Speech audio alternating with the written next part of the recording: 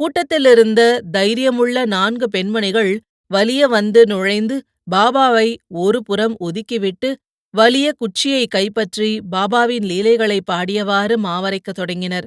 முதலில் பாபா கடுங்கோபம் அடைந்தார். ஆயின் அந்த பெண்மணிகளின் அன்பையும் பக்தியையும் கண்டு மிக்க சந்தோஷம் அடைந்து புன்னகை புரியலானார். அவர்கள் அவ்வாறு அரைத்துக் கொண்டிருக்கையில், பாபாவுக்கு வீடோ பிள்ளைகளோ அன்றி அவரை கவனிக்க யாருமே இல்லையாதலாலும், அவர் பிச்சை எடுத்து வாழ்ந்தாராதலாலும், அவருக்கு ரொட்டி பிரெட்டு செய்ய கோதுமை மாவு தேவையில்லை. எனவே இவ்வளவு அதிகமான மாவை என்ன செய்வார்?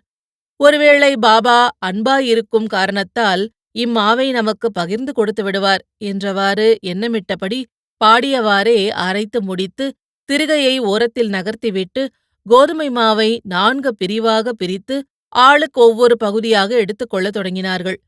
இதுவரை அமைதியாகவும்